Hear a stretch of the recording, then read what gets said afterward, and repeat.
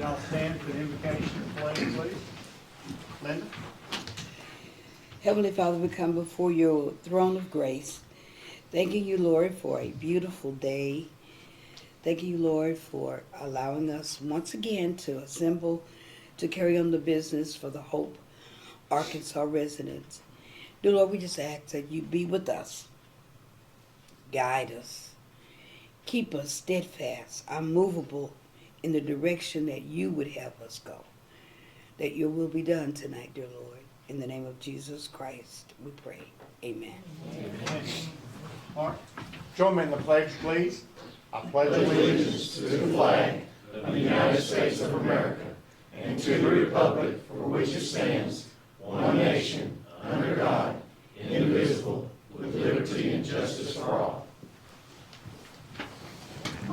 Okay, time to review the minutes of the last meeting.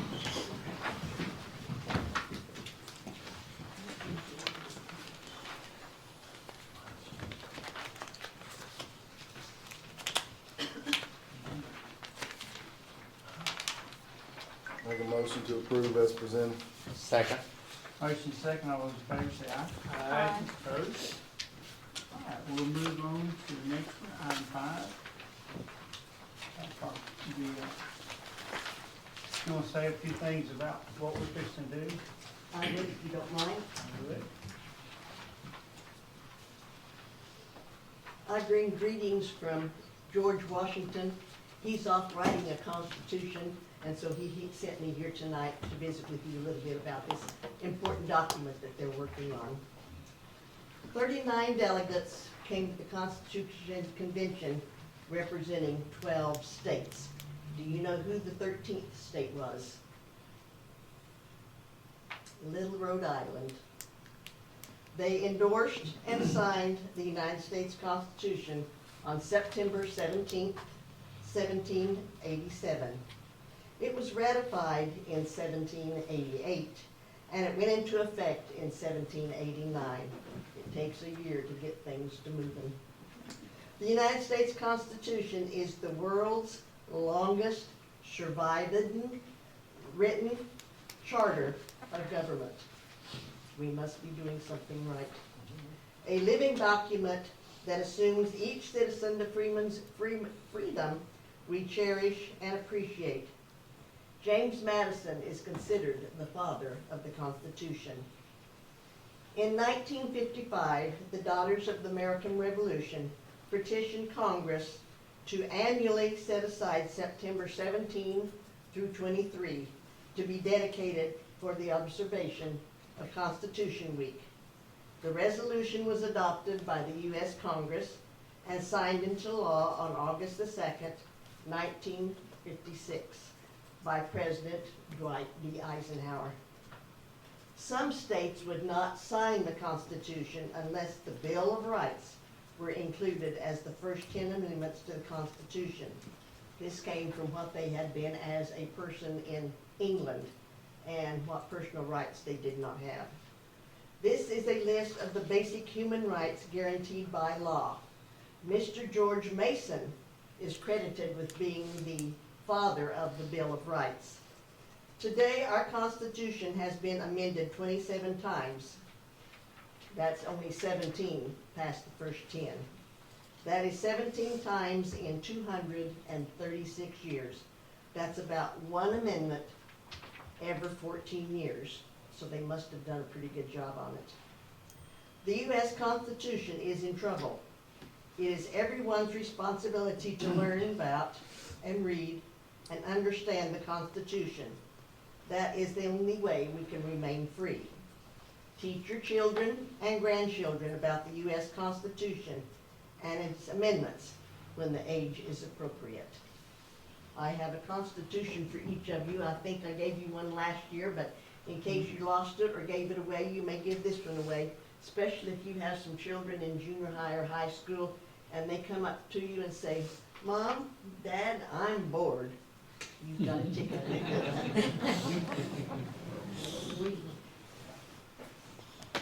Thank you.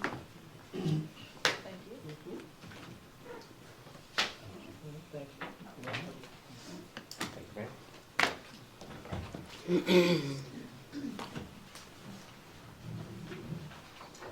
have the I proclamation? do. I'm Okay. gonna read the proclamation for us. All right.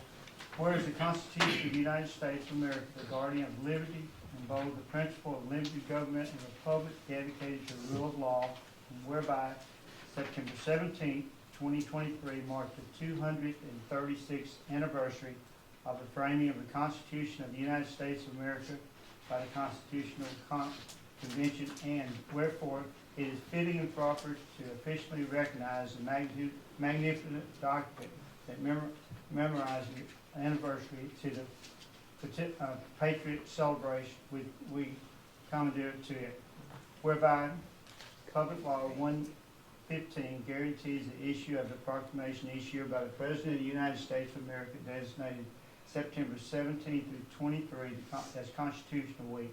Now therefore, I, Don Steele, by the authority of the Mayor, City of Hope, Hempstead County, State of Arkansas, proclaim the week of 17 through 23, 2023 as Constitutional Week. Ask the citizens to refrain of the idea of the frame of the Constitution of 1787, protect the freedom and guaranteed through the guardians of liberty from 17, and that's today. So thank you very much. I appreciate you reminding us of. I did take a trip up there about a year ago, and all the signers pretty well gave their lives for the Constitution. They did definitely their fortunes. And they were all pretty well off before they signed that document, and pretty well signed their fortunes away. So thank you. Okay, we're gonna move on to, we're gonna skip 6 and 7, because we have people that couldn't be here tonight. We're gonna move to item 8, which is Patrick. Glad to have you guys with us today. And Dale? Yeah. Mayor, thank you. As y'all know, the City of Hope has had a franchise agreement with Pafford Ambulance Service to provide emergency ambulance services in our jurisdiction for many years, some time now, the whole time I've been. 26 years. Today, it's time to renew this agreement, but we also want to modify it a little bit as the state of Arkansas, new law in the state of Arkansas allows us to do so. I want the citizens to know that we do not pay for this ambulance service. It's all run as a for-profit company. I mean, it may be a nonprofit company, but it runs on its own charges and billings. They've always done their best to fund this service through direct billing to insurance carriers and grants opportunities. And this has become more and more difficult for them. So new Arkansas legislation now requires insurance companies to pay out of network ambulance providers 100% of their approved charges and establishes a floor for participating in network insurance companies to be required to pay at least 253% of the Medicare rate. So that's a good thing for our company here in town. The legislation provides that patients are not billed individually for any balance beyond their deductible or copay, and requires an insurance company to pay ambulance providers within 30 days. Now, if I get any of this wrong, Ms. Jamie, you please feel free to correct me. So that's a good thing, that they can get paid within 30 days by insurance carriers. It's required by Arkansas law. Instrumental in bringing this law, just to make sure everybody knows, the Arkansas Municipal League and the Arkansas Association of Counties were involved in drafting this legislation, and it meets their approvals, and they feel like this is good for cities and counties. One thing the law does require that cities and counties can approve emergency medical service providers' rate structure. So Jamie and Ben and her company, their company, has brought to the board tonight for your consideration inside the new agreement, which would be for 3 years, and then with an option to extend 2 more years. There are some ways to get out of it on either party's behalf, but typically it's for 3 years, and their option to continue for 2 more years, so up to 5 years. And we're gonna request that the city would adopt these rates. Of course, you can ask questions about them, and Jamie and Ben are here to answer them.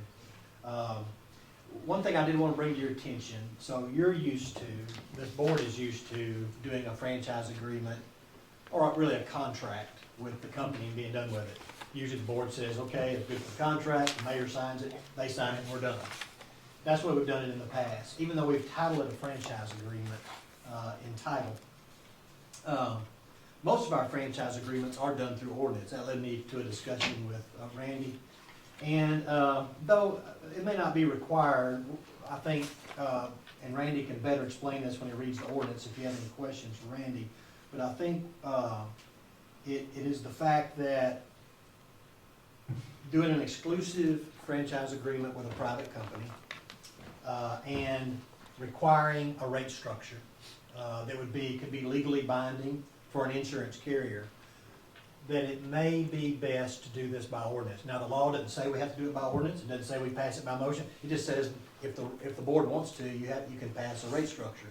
I think talking with Randy, we decided to do it by ordinance. So you're gonna see two documents in this package. You're gonna see the franchise agreement that if you all approve, mayor will sign, their representative of their company will sign. And then Randy will come and read you an ordinance that adopts that into law. That agreement will get adopted by incorporation in the ordinance into law. So it'll be the city's law that this is the rate structure. This agreement is codified in our city ordinances. So it maybe give us the power, a little greater power than just a contractual agreement. All right, I'll be quiet. Do you want Jamie to come up and talk about this a little bit? Yeah, that'd be great. Ms. Jamie? Just state your name and then we'll be ready to roll. So I'm Jamie Pafford Gresham, and I'm the CEO and president of Pafford Medical Services, and it is our 26th year here in Hope. And it's amazing when you look back, and we've been blessed for many great times here. And I've raised my family here. I have a company here that's very vibrant and continues to grow across the nation. And it's all because of, I believe, in a place called Hope. And what I'm asking you guys to do is to believe in me and believe in the actions that I'm taking to protect my company and our industry, to be quite frank. I serve as the president-elect of the American Ambulance Association, and there's a lot of things going on across America today with the ambulance industry.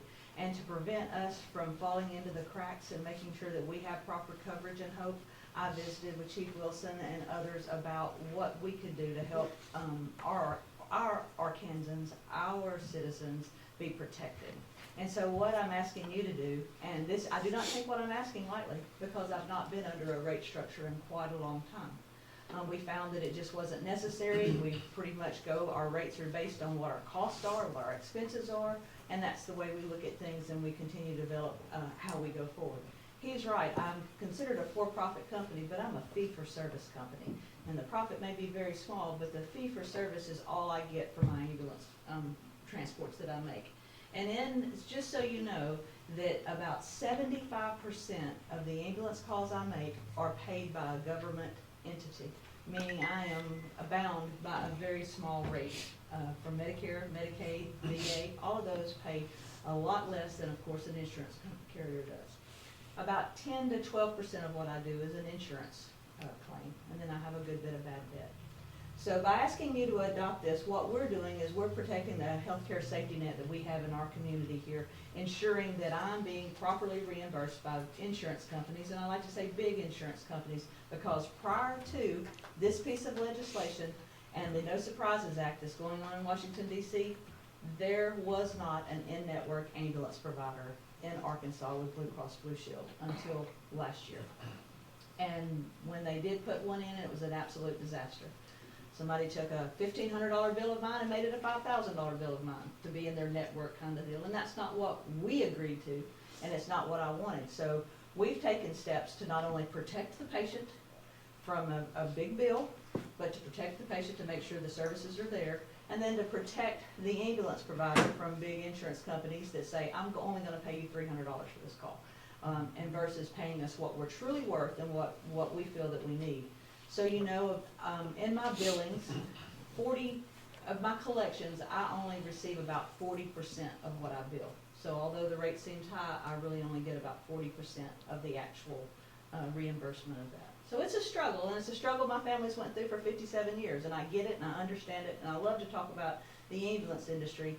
But this piece of legislation and another one was made to help set the rate in the state of Arkansas so that the No Surprises Act did not tear apart our ambulance industry. We had almost unanimous support at the Capitol. It passed without hesitation. We had the insurance commissioner that bought into it, understood. We actually had Blue Cross at the table and testified with us as we move forward. So I feel very comfortable about what we're doing. You guys are one of my first towns to do this, to adopt my rate structure. And I appreciate Randy for working on it, because we're actually going to use it elsewhere. So that is my intent. The rates I think you see that are in front of you, I have two brand new ambulances that are with 2022, but a new ambulance went up 50% during COVID. And so I have the same woes every one of you do in business right now. And to make sure that I can do a good job, this is what I'm asking from you in lieu of a subsidy or any other kind of assistance. The one thing that I would address is that we always want to offer up our ambulance membership that's $60 a year for those people that are concerned that they don't have insurance coverage. You don't have to have a membership if you're on Medicaid or that type of coverage, and therefore, when you say, I have a high ambulance bill, you always are able to say, well, do you have a membership? Are you supporting the local ambulance service? And with that membership, you're only responsible for a portion of that bill. But the best thing about this is directed at people with health insurance. It also takes them out of the middle of the discussion, and it forces the insurance to pay the amount that they should, and the patient doesn't have to help me argue what we're truly worth and what their call and that life-saving care was worth. I'll answer any questions, but that's the 10,000-foot flyby. Ms. Jamie, correct me if I'm wrong, but I just want to explain to the board, there's really only maybe 3 ways I can think of logically to do ambulance services in a city or county. Either you have an agreement with a private business that does this for a fee, or you have, the city or county chooses to do it on their own, which they take on all the headache of the billing and the running the ambulances, and some cities and counties do that. And the third option maybe is a blended option where maybe a private entity, you hire them, but you subsidize it. Maybe the government pays out some money to help them with their costs. Is there another way other than those 3 ways? No, you have, like you said, private services, whether they're hospital-based, privately owned. Really, that is it in a nutshell. And we've been fortunate enough to be a part of all of those models. But in Arkansas, 65% of the ambulance providers are privately held corporations, because we live in a very poor state, and most cities do not have the tax base to take care of providing that ambulance service. I just did contracts with Benton County, Arkansas. Every one of their ambulances that I put in service there at each one of their fire stations, we have kind of a joint thing where I'm based in their fire stations. They're paying right around $500,000 a year for every one of those 5 trucks. And so that's something I don't ask for from HOPE, because I do have the call volume to support that. And believe it or not, out in their county, they don't have that support mechanism. So we've done well for years and years not having a subsidy, but it's becoming harder and harder. And as we try to get more creative to make sure that there's ways for ambulance providers to have funding that's not coming from the municipalities or the counties, that's what we want to do. But when there's state funding that's there that we can get because we're an ambulance provider for the city of Hope or Hempstead County, what we've always asked is that you please help us and assist us getting those funds, because whether it's a piece of equipment, a new ambulance, and a new cardiac monitor, all those things are needed for our citizens, and that's where those kinds of funds go. What is BLS and ALS? So BLS is a basic life support, meaning historically 2 EMTs come, and ALS means advanced life support, where you have a paramedic and an EMT, and they can do more invasive maneuvers when they get there, more of the cardiac monitor and things like that. But the reason you don't see a big difference is because the fact is the same ambulance rolls on both calls for me. I make very few ambulance calls with just 2 basic EMTs on the ambulance, and even if I do, they're costing me nearly as much to make that same ambulance call as in a BLS level. And how that comes about is when I pick you up and you're not critical, and I've done an assessment on you and you don't require an ALS assessment, an ALS procedure, then Medicare makes me charge a BLS rate. And with that being said, it brings everything down. Although I've got a full-blown ALS truck and a paramedic and all the equipment there, I'm not reimbursed properly for it. So to me, it's very much the same thing because I'm sending the same apparatus to both calls. This is not gonna have any effect on, Medicare reimbursement No. for you, though. Unfortunately, it doesn't matter how much the gas goes up, how much the ambulances go up, how much wages go up, Medicare's set. And everybody in the nation knows that it's not a good scale to gauge what you're being paid from. VA and others, try to attach to that, Indian Health Services, some of those try to attach to that, and those companies are struggling when they're having to accept those rates.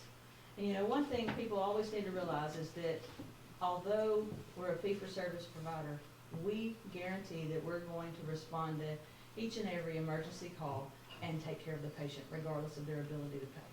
First and foremost, that's what happens. And then after the fact, we have to figure out if there is a mode of payment that is there.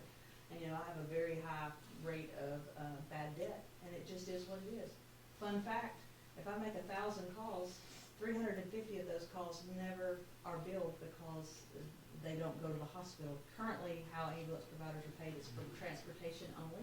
They think it's a mode of transportation to the hospital, but that is changing, and in January, we will actually be billing for treatment in place. So hopefully, and what we'll do at that point in time is contact a physician while we're on scene, and we currently do a nurse practitioner and nurses now while we're on scene and you refuse to go to the hospital.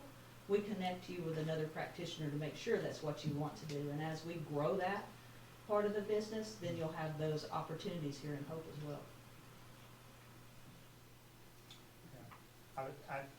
We were talking about how many of you go out to pick them up and they decide they don't want to ride. And that's just like a dry run if they don't have insurance or something like that. It absolutely is. Yeah. Well, I tell you what, as for the many years we've had when we used to do franchises, I've always been really pleased with y'all's service. Y'all really do a great job, so happy to have you here. Well, I always say the day that you're not happy, I need to know about it. Well, there you go. And that's how we've been here so long, is that we do have a very open line of communication, and we have great staff that want to take care of the citizens, and that's first and foremost. And that's what got us through COVID, is that we wanted to take care of the people in our community because we lived here. We want to make sure everybody's all right. And as long as we keep doing that, we're going to be all right at the end of the day. Sure. Ben and Jamie, I know everybody agrees with this, but Ben and Jamie, and they're all their staff, John, everybody, have been great corporate partners and to our community. And we certainly appreciate you guys. Thank you. Can I say something about that? They could have picked anywhere in the United States to locate. And they have several entities right here in Dixie County. And how many services y'all have internationally? To count your, Over almost 100. so we're very fortunate to have what we have in this county Yep. I with think families people like don't this. realize that we make about 200 calls in Hope a month, and we do about 250,000 company-wide. And so 16th Street, that little building out there, houses some wonderful folks that help us take care of a lot of things. And we have 7 current buildings throughout Hope that house different departments. So thank you for letting us be a part. Any questions before we bring Randy up? Any questions for Randy before we leave? I certainly appreciate Randy's help in all of this. Had a lot of discussion. All right, y'all ready? Any questions? Are you ready? That's the question. On pages. No, I'm not reading the whole franchise agreement. That is the bottom line, why we only did the ordinance. We're just reading the ordinance, Mayor. Should we pass the franchise, pass the franchise agreement first? Well, I think if there was any questions from the board about the franchise agreement itself, before we adopt the ordinance, you may want to bring that up. If you don't, then by ordinance, we're going to approve it.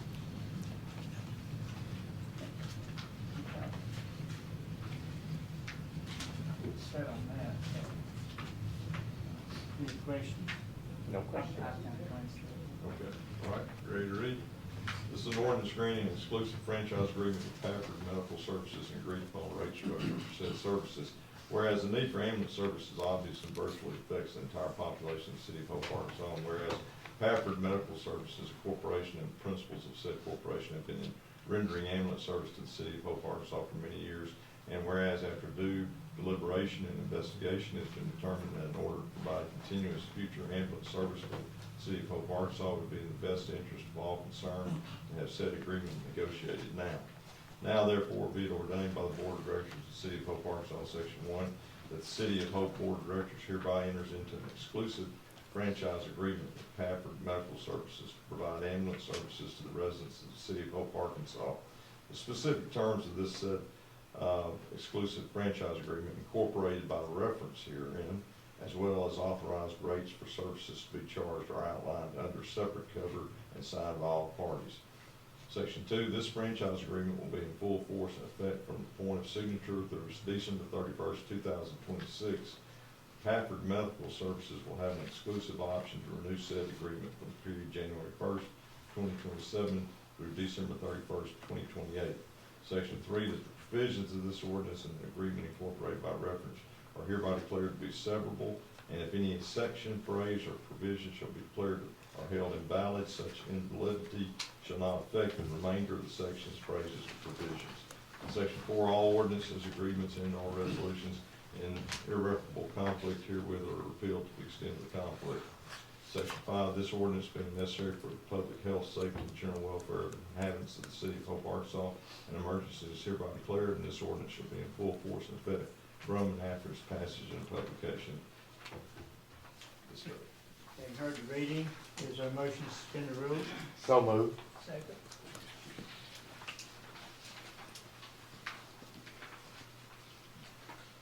Steve Montgomery, Aye. Mark Ross, Aye. Reginald Easter, Aye. Linda Clark, Aye. Trevor Coffey, Aye. Tiffany Talley, Aye. Don Steele. Aye. Motion to adopt the ordinance? So moved. Second. Steve Montgomery, Aye. Mark Ross, Aye. Reginald Easter, Aye. Linda Clark, Aye. Trevor Coffey, Aye. Tiffany Talley, Aye. Don Steele. Aye. Motion to adopt the emergency clause? So moved. Second. Steve Montgomery, Aye. Mark Ross, Aye. Reginald Easter, Aye. Linda Clark, Aye. Trevor Coffey, Aye. Tiffany Talley, Aye. Don Steele. Aye. Okay. Thank you all very much. Item 9, we're talking about an airport, consider Y'all can acceptance. stay if you want. I don't care about the airport. Uh, My vested interest there. We're hoping the board will consider acceptance of an FAA AIP grant funding for the RSA Phase 1 drainage project. So just to bring you up to speed, on April 11th, we let bids for the airport RSA project. RSA stands for Runway Safety Area. It's a project done within that area, so it qualifies for possible discretionary funds outside the normal standard set of funds that we get every year. And on April 11th, we let bids, those came in around May the 2nd. We brought them to the board May 2nd anyway. And the board agreed that we should move forward with this project. But in this FAA grant, a lot of times, or in these FAA projects, a lot of times the grants aren't actually done when we approve the bids. In fact, the FAA just gave us their award letter just a week or so ago. Randy and I reviewed it and signed it. But we also have to get your approval to do so. And so, just by an official request, we're asking the board to approve the grant that we received in the amount of $775,801 from the FAA. And if you'll approve this grant award, then we should be all set to move forward on the bids that were approved some time ago. All right. Mm-hmm. I move that we accept. Questions from the board before we? Oh, I move that we accept the grant proposal the grant award for $775,801. That is a motion. Second. All those in favor say aye. Aye. Opposed? Good deal, thank you very much. And just to let all the citizens know, this is about a $1.6 million project, all of which probably will be paid through grant. This is just the first phase of this, the FAA money. We also have 2 years of bank BIL money, that's $272,000 that's going to this project. We've pledged the next 3 years of BIL money that'll go towards this project. We have another state share of funding at about $161,384 that'll go towards this project. So that's getting us close to paying it. We may lack a little bit, based on some parameters, but if we do, it'll be very little. And we think we all can go through some, a 90-10 or an 80-20 grant through the aeronautics, to maybe make up that difference. But we're getting close. And just to let y'all know, that's kind of where the numbers are. And Daryl and I are meeting with, Jordan this Friday. And we're gonna make sure we understand these numbers a little better. This is one of the more fuzzy grants, for all of us. It's just a lot of moving parts to it. All right. Move on to the next item, which is item 10. Yes, Mayor, thank you. I'm sorry to interrupt you. No, yeah. Thank you. Last board meeting, the board, when we brought a way bid ordinance for the police department, that, we have a hard time finding vehicles. And they found one, and we brought a way bid ordinance to you, and y'all let us purchase it. At that time, the board mentioned, well, can you buy two? I think the chief has found another one, and she'd like to come tell you yes, and if y'all would like to approve this. Again, this is not budgeted, make sure you understand that. It would have to be a non-budgeted item and pull money out of somewhere and pay for it. And I'll let the chief explain what she's found. So we went back to Superior, the same people that brought us the vehicle that we had you guys approve the last time we were here. And they did have one more Tahoe. This is exactly the same vehicle that you guys approved before. And we said, hold on to it if you will, and let me go back to the board, and they agreed to do that. So it's basically the same amount of money, with the exception of, we had already purchased our in-car video system with last year's budget line items that you guys approved for the 2023 budget, and we'd also had already purchased an MDT. These are normal purchases that we make with every vehicle. We would need to do that early too, add those two costs in, so that we can go in and get them to start putting the vehicle together for us. We'll have to order them, it'll take a little while for them to get in, and that'll get us our vehicle hopefully at the first of 2024. All of these purchases we would have asked you to do with next year's budget, because we would be coming to you in 2024 with request for two vehicles, like we have done for so many other years, so. It's just doing it early. And that will just bring you one vehicle if y'all approve this. Right. How much were the two vehicles budgeted for this year? How much was that budget for those two vehicles? Well, the two vehicles earlier this year, I don't remember the exact number, but it was less because we had one that would not be outfitted the same as a patrol vehicle. We came to you, we ended up buying one for CID, a Traverse, Okay. that we purchased locally. And we didn't have to put lights and sirens and MDTs and camera systems and all that. I don't remember the I exact think it was number. around 115 or 120 was the total That budget. sounds right, Was the total 115 sounds about right. I just want to make sure that this 72,435 is in line, I guess. It is in line. Now, I've looked going forward for next year's budget, and it looks like there's gonna be if we can get cars, it's gonna be the same vehicle, I think was in the 51 instead of 44. I mean, The it's base significantly, it's about $6,000 difference going forward, but I mean, everything's gonna be higher. It's new year model. These are gonna be 2023 models, but new vehicles. If we can get one. If we can get one, because that's the problem we have. Couldn't find one on the state bid. Is the strike going to affect anything? Well, if we get this vehicle, then I did not cancel the original order for the Ford Explorer because at the time I spoke with you last time, they had production dates out through October. And so we were waiting to see if maybe they go, oh, we're making your vehicle, and we were hoping it would come in just after the first of the year, and that will make our second vehicle, and then it'll be taken care of for the whole year.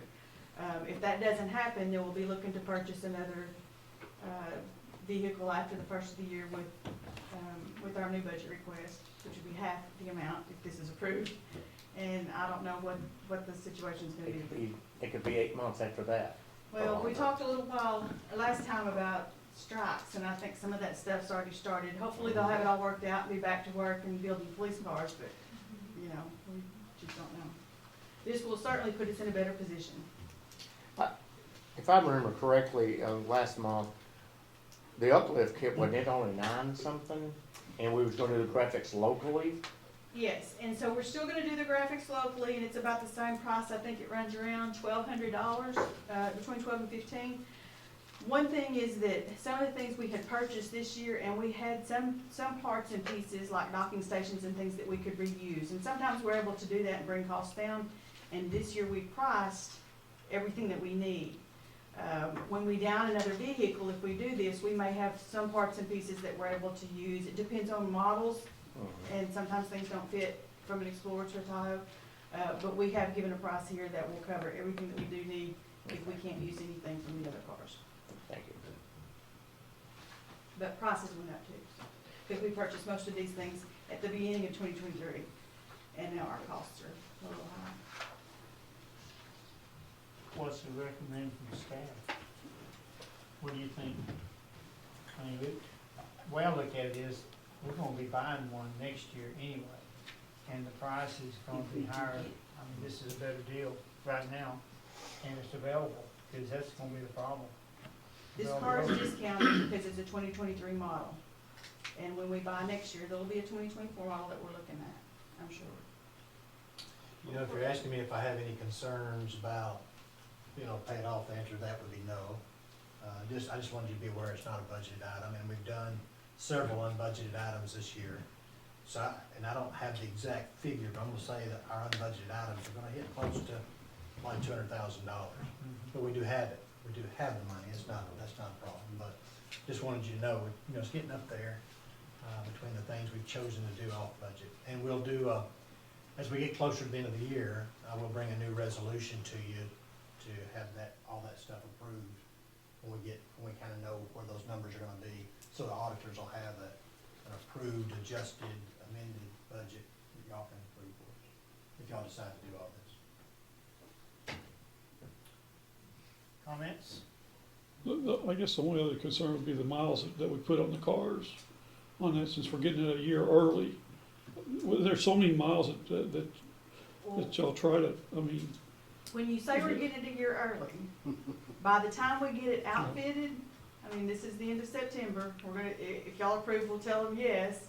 We still have to order some things. By the time it's outfitted, honestly, we'll probably get it on the street maybe December.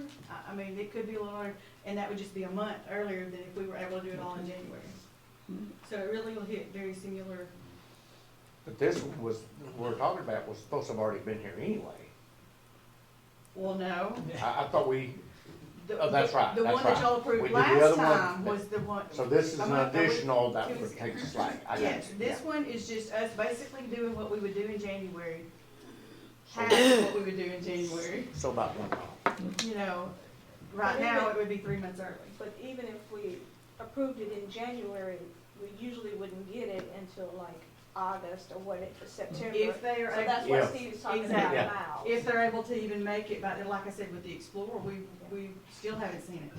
The Explorer that we ordered in January 2023, we still don't have it, and we don't have a production date. And they're telling us that they may not. Pre-COVID, we'd get a car, once we ordered it, probably within 3 to 4 months. And then we'd send it to outfitting, and the problem was everybody was sending the cars to outfitting, so it'd sit at the outfitters for months. Because we're small, we got 2 cars, where Little Rock may have 100 cars, and Benton State has police. 30 cars. So everybody's going to the same outfitter, so our car would sit on the outfitter's lot for another 3 or 4 months, and finally we'd get it around August or June, if we're lucky, July, somewhere in there. But since COVID, that's all went out the window. We can order in January, we may not get the car until, if we're lucky, by September, October, November. And then we're trying to outfit it at the last minute, and get it on the street a year late, or half a year late from what normal. And it sounds like with the UAW potential strike, this may get further exacerbated if this becomes a problem. Well, if we did buy this car, we could cut back on next year and just buy one car instead of two. That's what That's we would do. absolutely what we would be Yeah, I mean, asking. that's what- We wouldn't be asking for an extra car. Yeah, that's what we will do. We get double miles out of them too, so mileage shouldn't be a problem. We're not Or you're gonna be saving miles on another vehicle yeah, if we're you not drive putting this miles one on like we that's used to. there, Not so. like we used to. I just don't You're wanna not get to the gonna be point driving where we're gonna get to the point where we have to, because of the miles on some of the cars, we're gonna have to do 3 cars in 1 year or something, so I just, No, That's I what's don't my- that's my anticipate only- that being an issue at all. And we don't have to do this, but this car is available to us now. And in January, this car will not be available to us and we'll be waiting. The only time we've ever done 3 cars, we did it once or twice is when I was chief, and we did it, and we bought 1 new car and equipped it, and then we bought 2 used cars for CID. Yeah. In fact, this is the very first time ever we bought a brand new car for CID. The Traverse that was bought earlier this year, that was the first time ever since I've been here that CID ever got a brand new car. yeah, I always got the hand-me-downs. Yeah, always, and so that's why you were seeing over 100,000 miles. We'd hand an 80,000 mile vehicle to CID, and they'd run it on up into the hundreds, and then we'd get rid of it. But now, when y'all let us go to buying those used cars, now we're getting rid of cars at, 85 or 90. Now, 85 or 90,000 miles on a car that most times is sitting idling and running anyway, used 24 hours a Going day. and such, you don't It's have. still a lot of wear and tear on a car that's being used 24 hours a day. The things are breaking down, even though the motor's fine, the chassis is fine, but what's breaking down is the paint. And everybody says, hey, chief, we need that car to look good. Or the seats or springs are no longer working, has no support for the guys.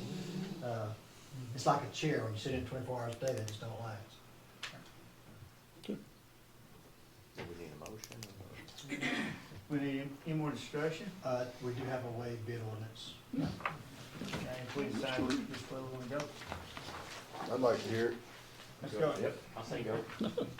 Thank y'all.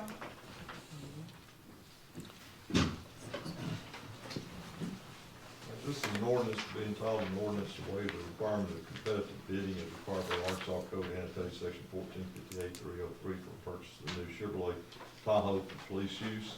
Whereas the City Board of Directors has determined an exceptional situation exists to purchase a new Chevrolet Tahoe and equipment outfit for police use, and that it's not feasible or practical to seek competitive bids because of the lack of production of the Ford Interceptor previously awarded on state bid contract and the scarce availability of police cars, and the urgent need by the city to obtain such for use by the Hope Police Department to provide needed law enforcement services. Now therefore be it ordained by the City Board of Directors of the City of Hope, Arkansas, Section 1, the Board of Directors of the City of Hope, Arkansas hereby determines that the requirement for competitive bidding for the purchase of a new Chevrolet Tahoe with equipment and uplift to be used as a police vehicle is deemed not feasible or practical and is hereby waived. And there is an urgent need by the City of Hope to obtain said vehicle and equipment for implementation and use by the Hope Police Department. Section 2, this action being necessary to the preservation of public peace, health, and safety, and emergencies hereby declared to exist, and this ordinance shall take effect and be enforced from and after its passage and approval this 19th day of September 2023. Heard the motion, is the motion to suspend the rules? So moved. Second. Steve Montgomery, Aye. Mark Ross, Aye. Reginald Easter, Aye. Linda Clark, Aye. Trevor Coffey, Aye. Tiffany Talley, Aye. Don Still. Aye. Motion to adopt ordinance? So moved. Second. Steve Montgomery, Aye. Mark Ross, Aye. Reginald Easter, Aye. Linda Clark, Aye. Trevor Coffey, Aye. Tiffany Talley, Aye. Don Still. Aye. Motion to adopt emergency clause? So moved. Second. Steve Montgomery, Aye. Mark Ross, Aye. Reginald Easter, Aye. Linda Clark, Aye. Trevor Coffey, Aye. Tiffany Talley, Aye. Don Still. Aye. Okay, thank you, guys. Get that, thank you, Chief. Your turn. City manager report. Okay, thank you, Mayor. I apologize.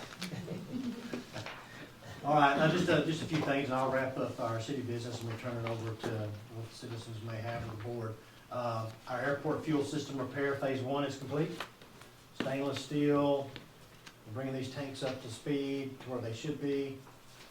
Phase one is complete, phase two will be underway probably in a month or two. And then we'll have everything done. And What's phase two? Phase two is the receptacle, the filter system. It's a, what does that thing weigh? It's a, It's an incoming jet fuel filter vessel. It weighs about 3,000 pounds that they have to lower in between the two tanks, and it's the custom build thing. It was not cheap. The one we have now currently does not function properly like it should have from the beginning. and it doesn't meet the specs, so we're gonna make it meet specs, and it's gonna be able to filter it, it's gonna be able to It filters particles, and it also recirculates. helps with water. The current one we have does not. If there's water in it, it goes straight on into the fuel right now. So I think we're getting this where it needs to be, and Daryl's been working hard on it. Secondly, airport security fencing is being erected, and so hope you get a chance to drive out there, take a look at it, it looks nice, and Daryl's doing a great job, and so is our airport manager out there, Mr. Haynes. Mr. Haynes. When's it gonna be finished? I mean, what's the time What's- They're thinking another week. Oh, pretty quick. Yeah, they've New gates, so couple hiccups on. There's a lot of rock out there. You wouldn't think there is, but they ran into a whole. They've hauled rock out there when they built the place. It's just gravel all over the place. we had to move one fence, what, maybe 5 or 6 feet? Yeah, because it was right against the edge of the parking lot, and obviously there was rock from when they built the park, where it was some kind of a French drain system. It's just all this, looks like railroad ballast, but it's just as deep as they were drilling, it was just caving in, so they were gonna have to pour, for one post of a chunk of concrete. So we moved it over about 5 feet and there was no rocks. So it's intentional, we don't know why, but they've been there since 1941, so, 42 or whatever. A lot of guys with wheelbarrows hauling that rock in. Nobody asked. Yeah. Mayor, you asked me to look into possibly repairing some collapsing sidewalk in front of the Clips Heritage Museum Association's office. I did take, Kenneth and I went down there and looked at it. Certainly that, it's caved, the part of the sidewalk is fallen in several inches right over a drainage, a storm drain. That's certainly repairable. We could do that probably fairly quickly.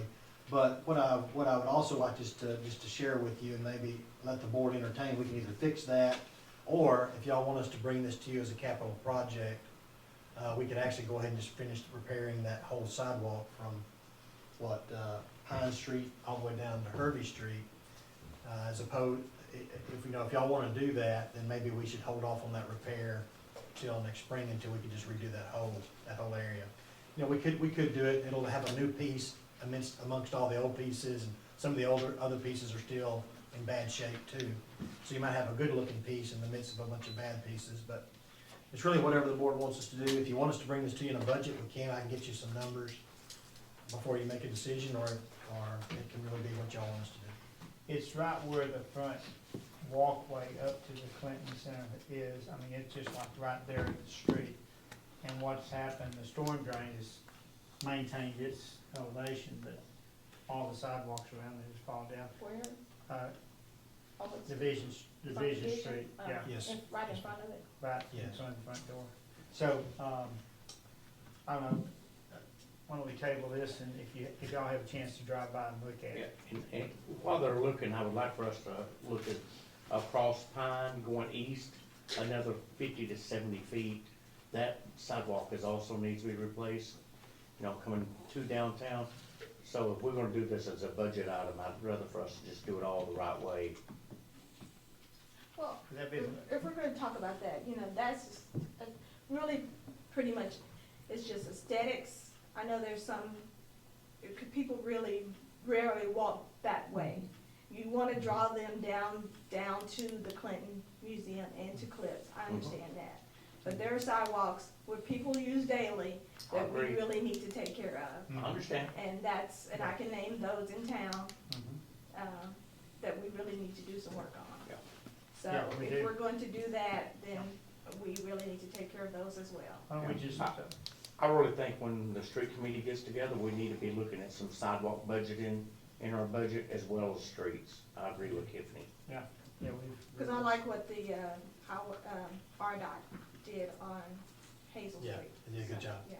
Yeah. Mhm. And they did a really good job in Prescott. I don't know if next time you go through Prescott, JR, if you'll look at that all the way down 67, RDOT funded that. So we might wanna look at, I'm really thinking at the Clips place over there, we could probably just pour 2 or 3 pads and get in pretty good shape. It's not really that bad, but it's pretty dangerous where we're talking about. But, you know, but I'm like you, Tiffany, I always wanted to, in the street program, is do some sidewalks every year. We need to, they're just important to the streets in some Yeah. places. I do agree. So maybe the street department look at major, but y'all drive by, we might just do a patch over it in front of the Clinton Center. But, Clinton and Clips, We'll wait to hear from you, and whatever y'all direct us to do, we'll do. we'll drive by. Anything else from the board?